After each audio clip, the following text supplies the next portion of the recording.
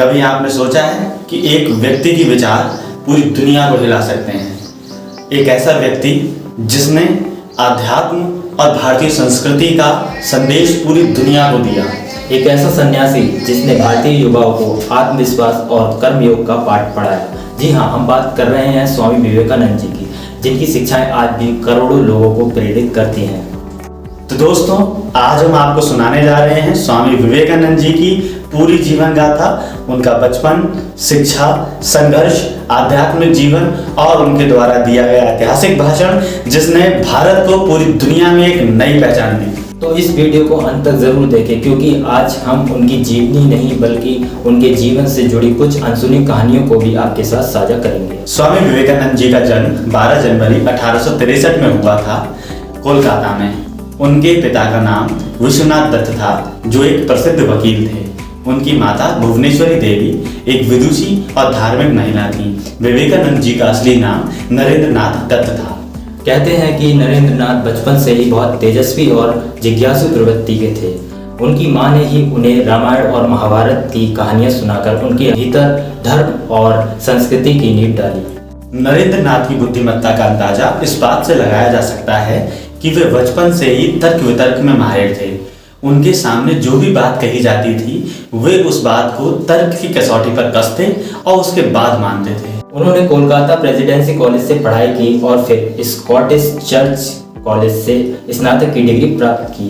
वे दर्शन शास्त्र, साहित्य, इतिहास और विज्ञान में गहरी रुचि रखते थे। लेकिन बचपन से वे भगवान के अस्तित्व को लेकर अक्सर संदेह में रहते थे।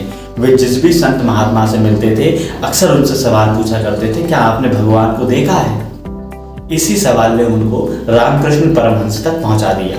1881 में नरेंद्र नाथ की मुलाकात रामकृष्ण परमहंस से हुई। नरेंद्र नाथ ने उनसे वही सवाल पूछा, क्या आपने भगवान को देखा है? तो रामकृष्ण परमहंस ने उत्तर दिया, हाँ देखा है, ठीक वैसे ही जैसे मैं तुमको देख रहा हूँ। उनकी यह बात सुनकर नरेंद्र नाथ चकित रह गए।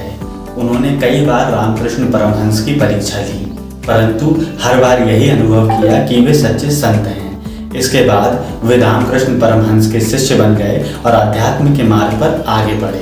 रामकृष्ण परमहंस के महापरिनिर्वाण के बाद नरेंद्र नाथ ने संन्यास धारण कर लिया और वे स्वामी विवेकानंद बन गए। उन्होंने पूरे भारत का भ्रमण किया, तपस्या की और समाज की वास्तविक स्थितियों को नजदीक से देखा। वे गरीबों, असहायों और दलितों के प्रति समाज की उदासीनता से व्यथित थे। उनका मानना था कि देश की असली शक्ति उसके युवा होते हैं। अगर युवाओं को सही दिशा दिखाई जाए तो भारत फिर से विश्व गुरु बन सकता है। और फिर आया वो ऐतिहासिक दिन 11 सितंबर 1893, जब स्वामी विवेकानंद जी अमेरिका के शिकागो में विश्व धर्म महासभा में बोले। उनका पहला वाक्य ही गूंज उठा। अमेरिका के भाइयों और बहनों, पूरा हॉल तालियों से गूंज उठा। उनके भाषण ने भारतीय संस्कृति, वेदांत, सर्वधर्म समभाव को विश्व भर में प्रतिष्ठित कर दिया। उनका यह भाषण आज भी दुनिया के सबसे प्रभावशाली भाषणों में गिना जाता है। उनके जीवन से जुड़ी एक प्रेरणादायक कहानी आपके सामने मौजूद है। एक बार गंगा किनारे वे ध्यान लगा रहे थे, तब अचानक ढेर सारे बंदर आकर उनके चारों ओर शोर मचाने लगते हैं। स्वामी विवेकानंद जी डरकर भागने लगते हैं। तब उनको एक साधु कहते हैं, डरो मत, सामना करो।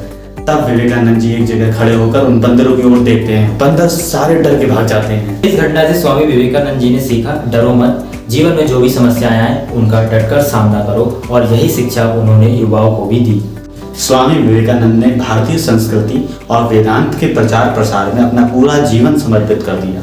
4 जुलाई 1902, मात्र 39 वर्ष की आयु में वे महासमाधि में लीन हो गए। आज भी उनकी शिक्षाएं हमें प्रेरणा देती हैं। उनके विचार और उनका जीवन हमें सिखाता है कि स्वाभिमान, आत्मनिर्भरता और कर्मयोग से हम अपनी और देश की तकदीर बदल सकते हैं। याद रखें, उठो, जागो और तब तक मत रुको जब तक लक्ष्य की प्राप्ति ना हो जाए। मिलते हैं अगली वीडियो में, तब तक के लिए नमस्कार।